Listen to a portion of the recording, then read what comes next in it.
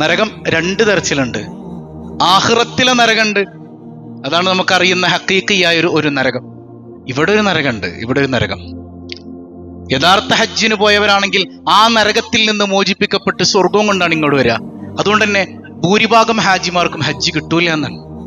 അല്ലാഹു യഥാർത്ഥ ഹാജിമാരിൽ നമ്മിൽ നിന്ന് പോയവരെ ഉൾപ്പെടുത്തുമാറാകട്ടെ. നമുക്കും അല്ലാഹു അതിനെ തൗഫീഖ് നൽകട്ടെ. ഏതാണ് ദുനിയാവിലെ നരകം?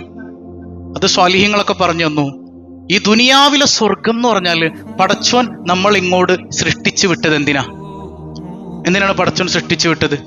ഇല്ലാലി അരിഫൂനി, എന്നെ അറിഞ്ഞ് ഇബാദത്ത് ചെയ്യാൻ വേണ്ടിയിട്ടാണ്, ഇല്ലേ? എന്നെ അറിഞ്ഞ് ഇബാദത്ത് ചെയ്യാൻ വേണ്ടിയിട്ടാണ്.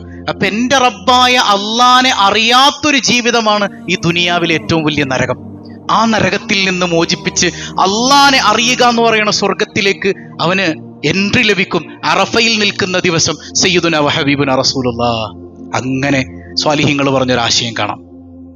അപ്പൊ ഇവിടുന്ന് എന്തായാലും നരകത്തിൽ നിന്ന് മോചിപ്പിക്കപ്പെട്ടാൽ ആഖിറത്തിൽ നിന്ന് നരകമോചനം ഉറപ്പ് തന്നെയല്ലേ? ഇവിടെ നമ്മളുള്ള ഈ തടവറയിൽ നിന്ന്, ശൈത്വാന്റെ തടവറയിൽ നിന്ന്, നഫ്സിന്റെ തടവറയിൽ നിന്ന് അള്ളാഹുവിന്റെ ആ മനോഹരമായ മഅരിഫത്തിലേക്ക് നമ്മൾ ഉയരുമ്പോൾ നമുക്ക് ദുനിയാവിലും സ്വർഗം കിട്ടുമെന്ന് പരിശുദ്ധ റസൂൽ സല്ലല്ലാഹു അലൈഹി വസല്ലം തങ്ങളുടെ ഹദീസിൽ നിന്ന് വെച്ചാൽ. എന്താണ് ഈ അറഫ മൈതാനിക്ക് പേര് വരാനുള്ള കാരണം? ഒരുപാട് റീസൺസ് ഉണ്ട്, മുഫസ്സിറുകൾ രേഖപ്പെടുത്തുന്നുണ്ട്. ചിലർ പറഞ്ഞു ആദം നബി അലൈഹി സ്വലാത്തു വസ്സലാം ഹവ്വാ റളിയല്ലാഹു അൻഹ സ്വർഗത്തിൽ നിന്ന് പുറച്ചായി. അങ്ങനെ വ്യത്യസ്ത സ്ഥലങ്ങളിലായിരുന്നു, രണ്ടുപേരും കണ്ടുമുട്ടിയ ഇടമാണ് അറഫ. കണ്ടുമുട്ടി എന്നൊരർത്ഥമുണ്ട് അറഫാക്ക്. അങ്ങനെയാണ് ആ പേര് വന്നതെന്ന് പറയുന്നുണ്ട്. ചില മുഫസ്സിറുകൾ പറയുന്നു മഹാനായ സയ്യിദ്ന ജിബ്രീൽ അലൈഹി സ്വലാത്തു വസ്സലാം ഇബ്രാഹിം നബി അലൈഹിസ്സലാമിന് ഹജ്ജിന്റെ കർമ്മങ്ങളൊക്കെ ഇങ്ങനെ പഠിപ്പിച്ചു കൊടുക്കാൻ. അങ്ങനെ ആ ഒരു മരുഭൂമിയിൽ ഇങ്ങനെ എത്തുമ്പോൾ, അല്ലെങ്കിൽ ആ മൈതാനത്ത് ഇങ്ങനെ എത്തുമ്പോൾ ജിബ്രീൽ ചോദിക്കുന്നുണ്ട്, അറഫ്ത, നിങ്ങൾക്ക് മനസ്സിലായോ കാര്യങ്ങൾ? മനസ്സിലായോ നിങ്ങൾക്ക്? അതുകൊണ്ടാണ് അറഫ, അതിലുണ്ടല്ലോ ഒരു അറഫ. അങ്ങനെയൊക്കെയാണ് അറഫ എന്ന പേര് ആ മൈതാനിക്ക് സിദ്ധിച്ചത് എന്ന് മഹത്തുക്കൾ രേഖപ്പെടുത്തുന്നുണ്ട്. ഏതായാലും അതൊരു വല്ലാത്ത അള്ളാഹുവിന്റെ അത്ഭുതം തന്നെയാണ് അറഫ മൈതാനി എന്ന് പറയുന്നത്. ഹബീബായ സയ്യിദുനാ റസൂലുള്ളാഹി സ്വല്ലല്ലാഹു അലൈഹി വസല്ലമ തങ്ങൾ പറയുന്നുണ്ട്, ആ അറഫ മൈതാനിയിൽ തടിച്ചുകൂടിയ മനുഷ്യരെ കണ്ടിട്ട് അള്ളാഹു അഭിമാനം പറയുമെന്ന് സയ്യിദുനാ റസൂലുള്ളാഹി. ഫയുബാഹി ബി അഹ്ലിൽ അർദ് അഹ്ലസ് സമാ. ആകാശത്തുള്ള മലക്കുകളോട് പടച്ചോൻ ഇങ്ങനെ ഈ അറഫയിൽ കൂടി നിൽക്കുന്ന മനുഷ്യ സഞ്ചയത്തെ കുറിച്ച് അഭിമാനം പറയും സയ്യിദുനാ റസൂലുള്ളാഹി. എങ്ങനെ പറയണേ? ഉൻദുറു ഇലാ ഇബാദി, ഓ മലക്കുകളെ നിങ്ങൾ എന്റെ അടിമകളിലേക്ക് നോക്കണേ എന്ന് അല്ലാഹു റബ്ബുൽ ആലമീൻ. എന്റെ അടിമ ഇബാദ്, പരിശുദ്ധ ഖുർആനില് ഇബാദുർ റഹ്മാൻ, സൂറത്ത് മുഅ്മിനൂനിലൊക്കെ കാണാം. ഇബാദുർ റഹ്മാൻ, റഹ്മാനായ റബ്ബിന്റെ അടിമകൾക്ക് 10-12 ക്വാളിഫിക്കേഷൻസ് പറഞ്ഞിട്ടുണ്ട്. അതുകൊണ്ട് എല്ലാവരും അള്ളാന്റെ അടിമയാവൂല എന്നാണ്. ഈ ക്വാളിറ്റിയും ക്വാളിഫൈഡ് ആയ ആളുകൾ മാത്രമാണ് അള്ളാന്റെ അടിമ. അതുകൊണ്ടാണ് ഇബ്രാഹിം ഇബ്നു അദ്ഹം റളിയല്ലാഹു അൻഹുവിന്റെ ഒരു സംഭവം നമ്മൾ പറയാറില്ലേ? ഇബ്രാഹിം ഇബ്നു അദ്ഹമിനോട് ചോദിച്ചു, നിങ്ങൾ ആരുടെ അടിമയാണ്? ഈ ചോദ്യം കേട്ട ഉടനെ ബോധമറ്റ് വീഴാൻ. അപ്പോ വെള്ളമൊക്കെ തടഞ്ഞിട്ട്, വെള്ളമൊക്കെ ഇങ്ങനെ കുടഞ്ഞ് അദ്ദേഹത്തിന് ബോധം വരുത്തി. ബോധം വന്നപ്പോൾ ചോദിക്കുന്നുണ്ട്, ഇതിപ്പോ ബോധം കെട്ടി വീഴാൻ മാത്രമുള്ള ഒരു ചോദ്യമാണോ? ആരുടെ അടിമയാണെന്ന് ചോദിച്ചാൽ അള്ളാന്റെ അടിമയാണെന്നങ്ങ് പറഞ്ഞാൽ മതിയല്ലോ. അതെനിക്കറിയാത്തത് കൊണ്ടല്ല, ഞാനൊരു അടിമയാണ്. അടിമയാകുമ്പോൾ ഉടമ പറഞ്ഞതെല്ലാം അനുസരിക്കുന്നവനാകണം, ഉടമയ്ക്ക് വെറുപ്പുള്ളതിനോടെല്ലാം വെറുപ്പുള്ളവനാകണം. പക്ഷെ ഞാൻ അങ്ങനെയാണോ എന്ന് ചിന്തിച്ചപ്പോ എനിക്ക് സ്ഥലകാലബോധം നഷ്ടപ്പെട്ടു. സയ്യിദുനാ ഇബ്രാഹിം ഇബ്നു അദ്ഹം റളിയല്ലാഹു അൻഹു. ഉൻദുറു ഇലാ ഇബാദി, എന്റെ അടിമകളിലേക്ക് നിങ്ങൾ നോക്കണേ. അവരുടെ ശരീരം ഇതാ അഴുക്കുകൊണ്ട് പുരണ്ടിരിക്കുന്നു, മുടി ജട പിടിച്ചിട്ടുണ്ട്. അവർ വന്നത് എന്നെ പ്രതീക്ഷിച്ചിട്ടാണ്. റഹ്മത്തി യർജൂന റഹ്മത്തി, അവർക്ക് വേണ്ടത് എന്റെ റഹ്മത്താണ്. ഞാൻ ചോദിക്കട്ടെ, ഇന്ന് വരെ അറഫയിൽ നിന്ന ആളുകളൊക്കെ ഇവിടെ ഉണ്ടല്ലോ, അവിടെ പോയി നിന്നിട്ട് നിങ്ങൾ എന്താ അള്ളാഹിനോട് ദ്വാരുന്നത്? എന്താ ദ്വാരുന്നത്? അവിടെ നിന്ന് ലൈവ് ദ്വാ മജ്ലിസൊക്കെ പല നേതാക്കളും പല സയ്യിദന്മാരും പല ഉസ്താദുമാരൊക്കെ ദ്വാരക്കാറുണ്ട്. ഭൂരിഭാഗം ദ്വായിലും കേൾക്കുന്നത് എന്താ? എൻ്റെ കടം വീട്ടണേ, ഞങ്ങളുടെ കടം വീട്ടണേ, ബിസിനസ്സിൽ ബറക്കത്ത് ചെയ്യണേ. ഇതൊക്കെ വേണം വേണ്ടെന്നല്ല, എല്ലാത്തിലും ഉപരി അവിടെ ചെന്നിട്ട് ആ അറഫ മരുഭൂമിയിൽ ചെന്ന് നിന്നുകൊണ്ട് ചോദിക്കേണ്ടത് എന്താ? അള്ളാനെ ചോദിക്കണം. യർജൂന റഹ്മത്തി, അവർക്ക് വേണ്ടത് എന്റെ കാരുണ്യമാണ്, എന്റെ കാരുണ്യമാണ്. ഒരു വൈകാരികമായ ബന്ധം അള്ളാഹുമായിട്ട് ഉണ്ടാക്കിയെടുക്കാൻ പറ്റിയ മനോഹരമായ ഒരു സ്ഥലമാണ് അറഫ എന്ന് പറയുന്നത്. ഒരുതരം വൈകാരികമായ ഒരു കണക്ഷൻ അള്ളാഹുമായിട്ട്. അതായത് അവിടെ ചെന്ന് നിൽക്കുമ്പോൾ എൻ്റെ റബ്ബ് എനിക്ക് തന്നതെല്ലാം എൻ്റെ മനസ്സിലേക്ക് വരണം. ഇല്ലായ്മയുടെ കണക്കൊക്കെ പിന്നെ പറയാം, ഉള്ളതിൽ ഒരു സംതൃപ്തി ഫീൽ ചെയ്യണം. എന്റെ റബ്ബ് എന്ത് തന്നാലും എനിക്കിഷ്ടമാണ്. ഇപ്പൊ ഒരു ഉദാഹരണം പറഞ്ഞാല്, ഭർത്താവ് ഒരു സമ്മാനം കൊണ്ടുപോയി കൊടുക്കുകയാണ്, ചെറിയൊരു സമ്മാനം. സംഗതി അവള് നല്ല ഭാര്യയാണോ, നല്ല അള്ളാഹുവിന്റെ നല്ല അടിമയാണോ, നമുക്കൊരു കമ്പാരിറ്റീവ്ലി മനസ്സിലാക്കാൻ പറ്റിയൊരു സംഗതിയാണ്. ഒരു ചെറിയൊരു ഗിഫ്റ്റ് കൊടുത്തു. എന്നും അവള് വഴിയിലൂടെ പോകുമ്പോൾ റോഡ് സൈഡിൽ ഫുട്പാത്തിൽ കാണുന്ന ഗിഫ്റ്റാണ്, ഡെയിലി കാണുന്നതാണ് അവള്. പക്ഷെ ഈ ഗിഫ്റ്റ് അങ്ങ് കയ്യിലേക്ക് കിട്ടിയപ്പോൾ തന്നെ അവളുടെ മനസ്സിൽ അവളിങ്ങനെ ഭയങ്കര സന്തോഷം കൊണ്ടിട്ട് അൽഹംദുലില്ലാ അടിപൊളി ഗിഫ്റ്റ് ആണല്ലോ. സംഗതി വാല്യൂ കുറവാണ്. പക്ഷെ എന്തിനാണ്? സാധനത്തിനല്ല, ആരാണ് കൊടുത്തത് എന്നുള്ളതിലാണ്. ആരാത് കൊടുത്തത്? അവളുടെ പ്രിയപ്പെട്ട ഭർത്താവാണ്. ആ ഭർത്താവ് എന്ത് കൊടുത്താലും അവൾക്ക് തൃപ്തിയാണ്. അവളാണ് നല്ല ഭാര്യ. അല്ലെങ്കിൽ ഇത് കൈ കിട്ടുമ്പോൾ തന്നെ അയ്യേ ഇതാണോ മേടിച്ചത്, ഇത്രയേ ഉള്ളൂ, അവള് നല്ല ഭാര്യയാണോ? എന്നതുപോലെ എന്റെ റബ്ബ് എനിക്കെന്താണോ തന്നിട്ടുള്ളത്, ഞാൻ അപ്പുറത്തുള്ളവനെ നോക്കണ്ട, അപ്പുറത്തെ അയൽവാസിക്ക് എന്ത് കൊടുത്തു അത് നമ്മൾ നോക്കണ്ട. എന്റെ റബ്ബ് എന്താണ് തന്നത്? അന്നന്നത്തെ ഭക്ഷണം എനിക്ക് തന്നോ? ഒരുപാട് എന്നെ കോടീശ്വരനൊന്നും ആക്കിയിട്ടില്ല, അതിനെനിക്ക് ഗുണം ഉണ്ടാവില്ല എന്ന് എന്നെക്കാളേറെ എന്റെ റബ്ബിനറിയാം. എന്റെ റബ്ബ് എനിക്കെന്താണോ നല്ലത് അതെന്റെ റബ്ബ് തന്നിട്ടുണ്ട്.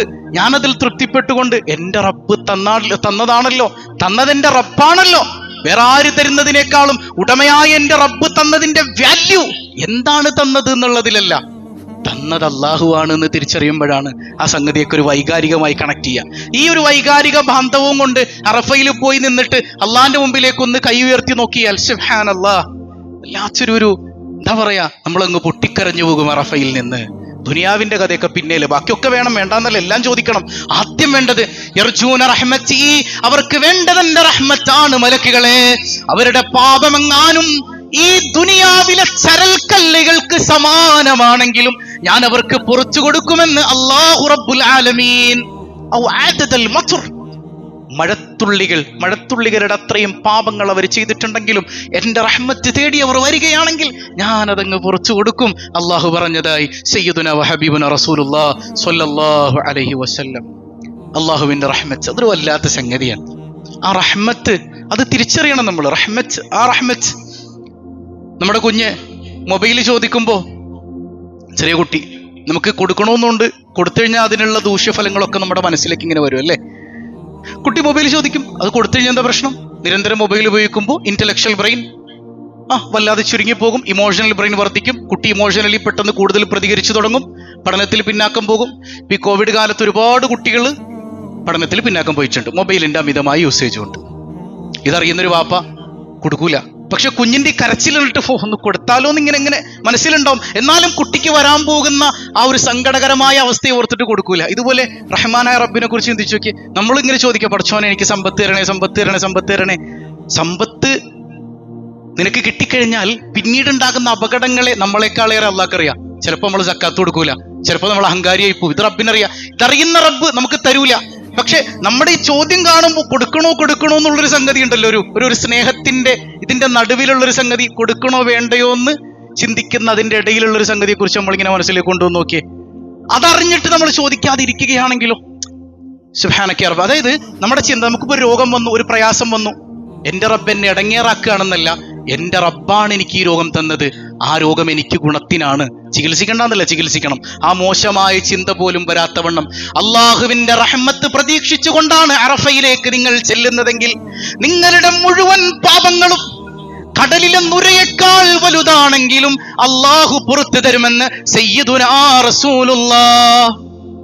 ഞാൻ എൻ്റെ ഒരു സുഹൃത്തിനെ കുറിച്ച് നിങ്ങളോട് മുമ്പ് പറഞ്ഞിട്ടുണ്ടോന്ന് അറിയില്ല, മലപ്പുറത്ത്. അദ്ദേഹം അത്യാവശ്യം ഒരു കോടീശ്വരനാണ്, ഒരുപാട് സ്വത്തൊക്കെ ഉള്ള മനുഷ്യനാണ്, ഗൾഫിൽ ബിസിനസ്സും കാര്യങ്ങളൊക്കെ ഉണ്ട്. 10-14 കൊല്ലമായി കുട്ടികളില്ല, വല്ലാതെ പ്രയാസത്തിലാണ്. അങ്ങനെ അദ്ദേഹം ഗൾഫിലുള്ള ഒരുപാട് ഹോസ്പിറ്റലുകളൊക്കെ കാണിച്ചു. അങ്ങനെ നാട്ടിലേക്ക് വന്നു, ഇവിടെ നിന്ന് അമർജയിൽ വന്നു, ലക്ഷോറിൽ പോയി, പല സ്ഥലത്തും പോയി. എനിക്ക് അന്ന് ആസ്റ്റർ ഉണ്ടായില്ല എന്ന് തോന്നുന്നു, ബാക്കിയുള്ള ഹോസ്പിറ്റലൊക്കെ പോയിട്ടുണ്ട്. അപ്പൊ അദ്ദേഹത്തിന്റെ ഭാര്യ ഒരു മുത്തോണിയായിരുന്നു. അപ്പൊ അവര് പറഞ്ഞു, നിങ്ങൾ എന്തിനാ ടെൻഷൻ അടിക്കണേ, അള്ളാഹുവിന്റെ റഹ്മത്ത് വിശാലല്ലേ, എനിക്ക് കുട്ടികൾ ഉണ്ടാകുന്നത് റബ്ബിന് ഇഷ്ടമാണ്, അല്ലെങ്കിൽ എനിക്ക് ഗുണമാണെങ്കിൽ എന്റെ റബ്ബ് തരും, ഇല്ലെങ്കിൽ തരൂല. നമുക്ക് തഹജ്ജുദിന്റെ നേരത്തെ എണീറ്റിരുന്നിട്ട് റഹ്മാനായ റബ്ബിനെ ഒന്ന് വിളിച്ചു നോക്കാമല്ലോ എന്നാണ് അദ്ദേഹം എന്നോട് പറഞ്ഞ സംഭവമാണ്. എന്നിട്ട് പറഞ്ഞു, ഉസ്താദെ ഞാനിന്ന് 3 കുട്ടികളുടെ വാപ്പയാണെന്ന്. ആലോചിക്ക്. അതായത് നിങ്ങൾ അള്ളാഹുവിന്റെ കാരുണ്യത്തിൽ നിന്ന് ആശ മുറിയണ്ട. അവൻ നിങ്ങളെ കൈവിടൂല, ആര് കൈവിട്ടാലും അള്ളാഹു നിങ്ങളെ കൈവിടില്ല. ആ ബോധ്യത്തിൽ അറഫയിൽ പോയി നിൽക്കണം. അതായത് ദുനിയാവിന് വേണ്ടി ഹജ്ജ് ചെയ്യാൻ പോകുന്ന ഒരുപാട് ഹജ്ജിന്റെ ഗ്രൂപ്പുകാരുണ്ട്, ആ കൂട്ടത്തിൽ പോകുന്ന ആളുകളുണ്ട്. അതോ അല്ലെങ്കിൽ കടമ തീർക്കാൻ വേണ്ടി നിർബന്ധ ബാധ്യതയാണെന്ന് കരുതിയിട്ട് ഹജ്ജിന് പോണവരുണ്ട്. ഇവരുടെ കൂടെ ഒന്നല്ല പോകേണ്ടത്. ദിക്റുള്ള എന്ന് പറയുന്ന ഒരു വിഭാഗമുണ്ട്. ദിക്റുള്ള, അള്ളാഹിന്റെ ദിക്ർ നടത്തുന്ന, അള്ളാഹിനെ ദിക്ർ ചെയ്യുന്ന, അള്ളാഹ്ക്ക് വേണ്ടി ഹജ്ജ് ചെയ്യുന്ന ഒരു വിഭാഗമുണ്ട്. അവരുടെ കൂടെ ഹജ്ജിന് പോകണം, അവരായി മാറി ഹജ്ജിന് പോകണം. ആ ഹജ്ജിലാണ് ആനന്ദം, അവർക്കാണ് അറഫ. അവരാണ് യർജൂന റഹ്മത്തി, അവർ പ്രതീക്ഷിക്കുന്നത് എന്റെ കാരുണ്യം മാത്രമാണ്, എന്റെ കാരുണ്യം മാത്രം. അവര് കടമ തീർക്കാൻ വന്നവരല്ല, നാട്ടിൽ ഹാജിയാരാകാൻ വന്നവരല്ല. അവര് വന്നത് യർജൂന റഹ്മത്തി, എന്റെ റഹ്മത്ത് പ്രതീക്ഷിച്ചു വന്നവരാണ്. അവർക്ക് ഞാൻ കൊടുക്കും, എല്ലാം പൊറിച്ചു കൊടുക്കുമെന്ന് അല്ലാഹു റബ്ബുൽ ആലമീൻ. അല്ലാഹു ഈ പറഞ്ഞ സംഗതികളൊക്കെ ഇനി ഒരിക്കൽ ഹജ്ജ് ചെയ്യാൻ പോകുമ്പോൾ, ഉംറ ചെയ്യാൻ പോകുമ്പോൾ നമ്മുടെ മനസ്സിലേക്കൊക്കെ വരണം. അല്ലാഹു തൗഫീഖ് ചെയ്യുമാറാകട്ടെ. ഹബീബായ സയ്യിദുനാ റസൂലുള്ളാഹ് അവിടെ നിന്ന് ഇതൊരു പെരുന്നാളായിട്ട് പറഞ്ഞിരുന്നുണ്ട്. യൗമു അറഫ വ യൗമുൻ നഹർ വ അയ്യാമു തശ്രീഖ്. അതായത് അറഫ ദിവസവും പെരുന്നാൾ ദിവസവും മറ്റ് അയ്യാമു തശ്രീഖിന്റെ ദിവസവും ഒക്കെ നിങ്ങൾക്ക് പെരുന്നാളാണ്, ഈദുന, നമ്മുടെ പെരുന്നാളാണെന്ന് സയ്യിദുനാ റസൂലുള്ളാഹി സ്വല്ലല്ലാഹു അലൈഹി വസല്ലം. അതൊരു അള്ളാഹുവിന് തൃപ്തിയുള്ള പെരുന്നാളായി മാറണം. ഇബ്രാഹിം നബി അലൈഹിസ്സലാം അടക്കമുള്ള ഒരുപാട് പ്രവാചകന്മാരുടെ കണ്ണുനീരിൽ കുതിർന്ന ഇടമാണ് അറഫ. ഇവിടെ രാജാവിന് അലങ്കാരങ്ങളില്ല, പണ്ഡിതന് തലപ്പാവില്ല, പോലീസുകാരന് തൊപ്പിയില്ല. എല്ലാവരും ഒരുപോലെ റബ്ബിന്റെ അടിമയായി മാറുന്ന മനോഹരമായ കാഴ്ച. ബോധ്യം നമ്മുടെ മനസ്സിലുണ്ടാകണം. ഹബീബായ സയ്യിദുനാ റസൂലുള്ളാഹ് അവിടെ നിന്ന് പറയുന്നുണ്ട്, അറഫ എന്ന് പറഞ്ഞാൽ മഹ്ശറിന്റെ ഒരു പതിപ്പാണെന്നാണ്. ആ അറഫയിൽ പോയി നാട്ടിൽ തിരിച്ചെത്തിയിട്ട് ഒരു മനുഷ്യൻ നന്നായിട്ടില്ലെങ്കിൽ അവന് ഹജ്ജില്ല എന്നാണ്. അതായത് ഒരാൾ അറഫയിൽ പങ്കെടുത്തു, അങ്ങനെ അയാൾ ഹജ്ജൊക്കെ കഴിഞ്ഞ് നാട്ടിലെത്തി, അവൻ നന്നായിട്ടില്ലേ, അവന് ഹജ്ജില്ല. കാരണം അവനെ നന്നാക്കേണ്ട സാധനമാണ് അറഫ. ഒരു മഹ്ശറയാണത്, മഹ്ശറയുടെ ഒരു പതിപ്പാണ്. അൽയൗമ നഖ്തിമു അലാ അഫ്വാഹിഹിം വതുകല്ലിമുനാ ഐദീഹിം വതശ്ഹദു അർജുലുഹും ബിമാ കാനൂ യക്സിബൂൻ. അവന്റെ വായ്ക്ക് സീൽ വെക്കപ്പെടും, കൈകൾ സംസാരിക്കും, കാലുകൾ സാക്ഷി പറയും. അങ്ങനെ ഒരു ദിവസം വരാനുണ്ട്. സുബ്ഹാനല്ലാഹ്, അങ്ങനെ ഒരു ദിവസം വരാനുണ്ട്. അതാണ് യഥാർത്ഥ മഹ്ശർ എന്ന് പറയുന്നത്. എന്നാൽ ആ മഹ്ശറിലേക്ക് നിങ്ങൾ പോകുന്നതിന് മുൻപ് ഹാസിബു ഖബ്ല അൻ തുഹാസബു, ഈ മഹ്ശറിൽ നിങ്ങൾ നിൽക്കണം. അതെവിടെയാണ്? അറഫയിലാണ്. നിങ്ങളെ അള്ളാഹു വിചാരണക്കെടുക്കുന്നതിന് മുമ്പ് നിങ്ങൾ സ്വയം ഒരു വിചാരണ നടത്തണം. നഫ്സിലേക്ക് നോക്കണം, നിങ്ങളുടെ ശരീരത്തിലേക്ക് നോക്കണം. ഞാൻ എന്ത് ചെയ്തു? ഞാൻ എന്താണ് ചെയ്യുന്നത്? എൻ്റെ റബ്ബിന് വേണ്ടി ഞാൻ എന്ത് ചെയ്തു? എൻ്റെ റബ്ബ് ഇതെല്ലാം എനിക്ക് തന്നിട്ടും ഞാനൊരു നന്ദിയുള്ള അടിമയായോ? മറ്റുള്ളവരിലേക്കൊക്കെ പിന്നെ നോക്കാന്നേ, മറ്റുള്ളവരുടെ കാര്യമൊന്നും ഇവിടെ ചർച്ചയില്ല. നിന്നിലേക്ക് നീ നോക്കണം, നിന്നെയൊന്ന് സ്വയം വിചാരണ ചെയ്യണം. വിചാരണ ചെയ്യപ്പെടും മുമ്പ് സ്വയം വിചാരണ നടത്തണം. അതിനാണ് അറഫ. ഞാനതാണ് നേരത്തെ പറഞ്ഞത്. അങ്ങനെ ഒരു വിചാരണ ചെയ്യുന്നത് 99% ഹജ്ജാജിമാരിലും അവിടെ കാണാൻ കഴിയില്ല, കാണാൻ പറ്റൂല. അവിടെയും ദുനിയാവിന്റെ കാര്യങ്ങൾ, മറ്റുള്ളവരുടെ കാര്യങ്ങൾ, സ്വന്തം നഫ്സിലേക്ക് ആരും നോക്കുന്നില്ല എന്നാണ്. അള്ളാഹു തൗഫീഖ് നൽകുമാറാകട്ടെ. അതുകൊണ്ട് തന്നെ ഏറ്റവും നല്ല ദുആ അവിടുത്തെ ദുആയാണ്, ആ ദിവസത്തെ ദുആയാണ്. ഖൈറു ദുആഇ ദുആഉ യൗമി അറഫ. അറഫ ദിവസത്തിലെ പ്രാർത്ഥനയാണ് ലോകത്തെ ഏറ്റവും ഉത്തമമായ പ്രാർത്ഥന, സയ്യിദുനാ റസൂലുള്ളാഹ്. കാരണം ദുനിയാവിൽ അള്ളാഹ്ക്ക് ഏറ്റവും ഇഷ്ടമുള്ള ഒരു ദിവസം, ആ ദിവസത്തെ പ്രാർത്ഥന, അള്ളാഹുവിന്റെ റഹ്മത്ത് പ്രതീക്ഷിച്ചുകൊണ്ടുള്ള പ്രാർത്ഥന, അത് അള്ളാഹ്ക്ക് അത്രമേൽ പ്രിയപ്പെട്ടതാണ്. അഫ്ളലു മാ ഖുൽതു അന വന്നബിയ്യൂൻ, ഞാനും മുഴുവൻ അമ്പിയാക്കളും പറഞ്ഞതിൽ വെച്ച് ഏറ്റവും ശ്രേഷ്ഠമായ ഒരു വാചകമുണ്ട്, അതാണെന്ന് കൂടുതൽ പറയേണ്ടതെന്നാണ് സയ്യിദുനാ റസൂലുള്ളാഹ്. ലാ ഇലാഹ ഇല്ലല്ലാഹു വഹ്ദ ലാ ശരീക ലഹുൽ മുൽക് വലഹുൽ ഹംദ് യുഹ്യി വയുമീത് വഹുവ അലാ കുല്ലി ഷൈഇൻ ഖദീർ. ലാ ഇലാഹ ഇല്ലല്ലാഹ്. ഇതൊക്കെ ശരിക്കും ഇതിന്റെ ഒരു അന്തസത്ത ഉൾക്കൊണ്ടുകൊണ്ട് പറയുമ്പോഴാണ് അതിൻ്റെയൊക്കെ മഹത്വം നമുക്ക് മനസ്സിലാക്കാൻ പറ്റുക, മഹത്വം, അതിന്റെ പ്രതിഫലം ലഭിക്കുക, അള്ളാഹുവിലേക്ക് നമ്മൾ അത് അടുപ്പിക്കുക, അറഫ നമുക്ക് ഗുണം ചെയ്യുക. ലാ ഇലാഹ ഇല്ലല്ലാഹ്, അള്ളാഹു അല്ലാതെ ആരാധനക്കർഹൻ ആരുമില്ല എന്ന് പറഞ്ഞാൽ അള്ളാഹ് ഇല്ലാതെ ആരുമില്ല. എന്റെ മനസ്സിൽ ആരുമില്ല. എന്റെ മനസ്സിൽ ഞാൻ ആരാധിക്കുന്നത് ഒരു സമ്പത്തിനെയുമല്ല, അല്ലെങ്കിൽ എന്റെ നേതാക്കളെയല്ല, എന്റെ ഭാര്യയല്ല, എന്റെ മക്കളെയൊന്നുമല്ല. എന്റെ മനസ്സിൽ എന്റെ റബ്ബാണ്. എനിക്ക് അള്ളാഹ് ഇല്ലാതെ ആരുമില്ല. അതാ അറഫ ഭൂമിയിൽ ചെന്ന് നിന്ന് ഈ ബോധ്യത്തിൽ ഒരു മനുഷ്യൻ പറയുമ്പോൾ ഉണ്ടാകുന്ന ഒരു വൈകാരികമായ അവസ്ഥയെക്കുറിച്ച് നിങ്ങൾ ചിന്തിച്ചു നോക്കിയേ. അറഫ ഭൂമിയിൽ നിന്നിട്ട് എനിക്ക് നീ അല്ലാതെ ആരുമില്ല എന്ന് മനസ്സിലാക്കിയിട്ട് ഒരൊറ്റ ലാ ഇലാഹ ഇല്ലല്ലാഹ് മതി, അവന്റെ ജീവിതം മാറൂലേ. അല്ലാതെ നമ്മൾ തസ്ബീഹ്മാലെടുത്ത് 100 ലാ ഇലാഹ ഇല്ലല്ലാഹ് വെറുതെ ഇല്ലിട്ടും വലിയ കാര്യമൊന്നുമില്ല. സംഗതി മനസ്സിലേക്ക് വരണം. എനിക്ക് അല്ലാഹ് ഇല്ലാതെ ആരുമില്ല. വഹ്ദ, അവൻ ഏകനാണ്. ലാ ശരീക ലഹ്, അവനൊരു പങ്കുകാരനുമില്ല. ലഹുൽ മുൽക്ക്, സർവാധിപത്യം അവനിൽ നിക്ഷിപ്തമാണ്. ഞാൻ എൻ്റെ വീടിന്റെ മുതലാളി പോലും അല്ല. ഉടമ അല്ലാഹ് മാത്രമാണ്. അല്ലാഹ് മാത്രമാണ് ഉടമ. വലഹുൽ ഹംദ്, സർവസ്തുതിയുടെയും ഉടമ അവനാണ്. എനിക്കൊരു സ്തുതിയില്ല, ഞാൻ എന്ത് ചെയ്താലും ഞാൻ വലിയ ആളാണെന്നൊന്നും തോന്നണ്ട, നീ വെറും ഒരു അടിമ. വഹുവ അലാ കുല്ലി ഷൈഇൻ ഖദീർ, എല്ലാറ്റിനും കഴിവുള്ളവൻ അവൻ മാത്രമാണ്, എനിക്കൊരു കഴിവുമില്ല. ഈ കൈ ഒന്ന് ഉയർത്താൻ എനിക്ക് കഴിവില്ല, എന്റെ റബ്ബാണ് എന്നെ കൊണ്ട് ഇത് ചെയ്യിപ്പിക്കുന്നത്, ഞാൻ വെറും ഒരു അടിമയാണെന്നുള്ള തിരിച്ചറിവിൽ പറയണം. എല്ലാവരും ഒന്ന് പറഞ്ഞേ, ലാ ഇലാഹ ഇല്ലല്ലാഹു വഹ്ദഹു ലാ ശരീക ലഹുൽ മുൽക്ക് വലഹുൽ ഹംദ് വഹുവ അലാ കുല്ലി ഷൈഇൻ ഖദീർ. നിരന്തരം ഈ ദിക്ർ അറഫാ ദിനരാത്രങ്ങളിൽ നിങ്ങൾ ധാരാളം ചൊല്ലണേ. സയ്യിദുനാ വഹബീബുനാ റസൂലുള്ളാഹി സ്വല്ലല്ലാഹു അലൈഹി വസല്ലം. അങ്ങനെ എപ്പോഴാണ് ഈ അറഫ എന്ന് പറയണത്? അറഫ എപ്പോഴാ? ദുൽഹജ്ജ് 9-നാണ് അല്ലേ? ഹാജിമാര് ദുൽഹജ്ജ് 9-ന്റെ അന്ന് അറഫയിൽ നിൽക്കും. നമ്മൾ എവിടെ നിൽക്കും? നമ്മൾ എന്ത് ചെയ്യണം? നോമ്പ് പിടിക്കണം. അങ്ങനെയാണ് നോമ്പ് പിടിക്കേണ്ടത്. അത് ഇനിയൊരു വിവാദങ്ങളുടെ പെരുമഴക്കാലാണ്. നമുക്ക് വിവാദത്തിന് ഭയങ്കര ഇഷ്ടമാണ് അല്ലേ? എന്തെങ്കിലുമൊക്കെ ഒരു സംഗതി വരാൻ കാത്തിക്കാണ്. ഈ തർക്കങ്ങളില്ലെങ്കിൽ നമുക്ക് രസം ഉണ്ടാവില്ല. സിയാമു യൗമി അറഫ, അറഫ ദിവസത്തെ നോമ്പെന്ന് പറഞ്ഞാൽ അത് 2 വർഷത്തെ പാപങ്ങൾ പൊറുപ്പിക്കും. കഴിഞ്ഞൊരു വർഷത്തെ പാപവും വരാനിരിക്കുന്ന ഒരു വർഷത്തെ പാപവും അത് പൊറുപ്പിക്കുമെന്ന് സയ്യിദുനാ വഹബീബുനാ റസൂലുള്ളാഹി സ്വല്ലല്ലാഹു അലൈഹി വസല്ലം. എപ്പോ നോമ്പ് പിടിക്കണം? ദുൽഹജ്ജ് 9 നോമ്പ് പിടിക്കണം.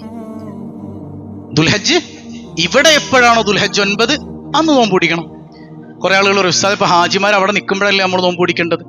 ഒരു 100 കൊല്ലം ബാക്കിലേക്ക് പോയി നോക്കി, 100 വേണ്ട അല്ലേ, കുറച്ച് വർഷങ്ങൾ ബാക്കിലേക്ക് പോയി കഴിഞ്ഞാൽ നമ്മുടെ നാട്ടിൽ നിന്ന് ആളുകൾ ഹജ്ജിന് പോയി തിരിച്ചെത്തുമ്പോഴാണ് നമ്മൾ മക്കത്ത് എപ്പോഴായിരുന്നു അറഫാ ദിനം എന്നറിയാം അല്ലേ? വേറെ വല്ല സംഗതി ഉണ്ടോ? ഇല്ല. അപ്പൊ നമ്മൾ യഥാർത്ഥത്തിൽ ഇവിടെ എന്നാണ് ദുൽഹജ്ജ് 9 അപ്പോഴാണ് നമ്മൾ നോമ്പ് പിടിക്കുക. അപ്പൊ അതൊക്കെ തെറ്റാണ്. നമ്മുടെ മുൻഗാമികളൊക്കെ പിഴച്ചുപോയി വഴിതെറ്റിപ്പോയി, അവർക്കൊന്നും അറഫ കിട്ടിയില്ല എന്ന് പറയാൻ പറ്റുമോ? പറ്റൂലല്ലോ. അറഫ നോമ്പ് എന്നൊരു പേര് നോമ്പിനുണ്ടോ? അതായത് ഈ അറബി കാലണ്ടർ പ്രകാരം അല്ലെങ്കിൽ നമ്മുടെ ഈ കണക്കുകൾ പ്രകാരം ദുൽഹജ്ജ് മാസത്തിലെ ദിവസങ്ങളെ നമ്മൾ ഹജ്ജിലെ ദിവസങ്ങളുടെ പേരാണ് കൊടുക്കുക. ഇപ്പൊ ദുൽഹജ്ജ് 8-ന് യൗമു ചർവിയ എന്നാണ് പറയാം, യൗമു ചർവിയ. അതിപ്പോ ഇവിടെ ദുൽഹജ്ജ് 8-നും യൗമു തർവിയ എന്ന് തന്നെയാ പറയാം. അവിടെ ദുൽഹജ്ജ് 8 ആയാലും യൗമു തർവിയ.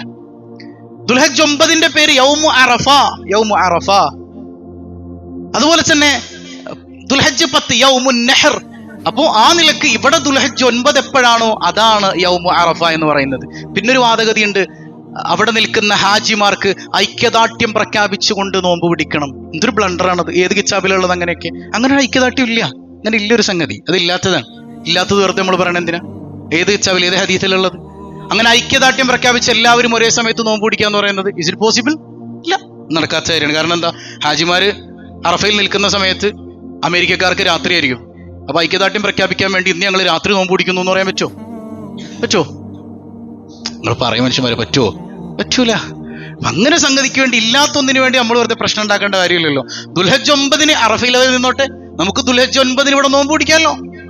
തടസ്സം. ഇനിയിപ്പോ ഞങ്ങൾ അന്നും നോമ്പ് പിടിക്കും, പിടിച്ചോ, ഒരു കുഴപ്പമില്ല. ദുൽഹജ്ജ് 1 മുതൽ 9 വരെ സുന്നത്ത് തന്നെയാണ്. 10-ന് പിടിക്കേണ്ട പെരുന്നാളാണ്.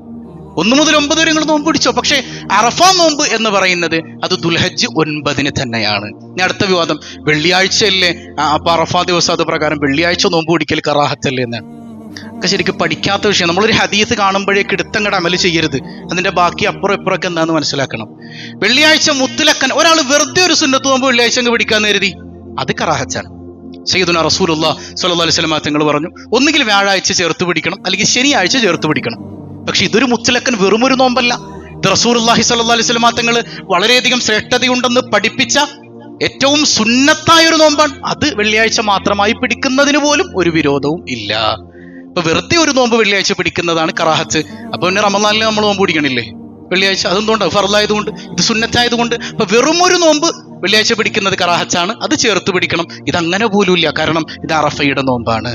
അതുകൊണ്ട് തന്നെ വസാരിഉ ഇലാ മഗ്ഫിറത്തിൻ മിർ റബ്ബിക്കും വജന്ന ഉഇദ്ദത് ലിൽ മുത്തഖീൻ. നിങ്ങൾ നന്മയിൽ ഇങ്ങനെ ഓടി വരണം, നന്മയിലേക്ക്, അള്ളാഹുവിന്റെ ജന്നത്തിലേക്ക് നിങ്ങൾ ഓടി വരണം. ഈ ദുൽഹജ്ജ് തർക്കങ്ങളുടെ വേദിയാക്കരുത്.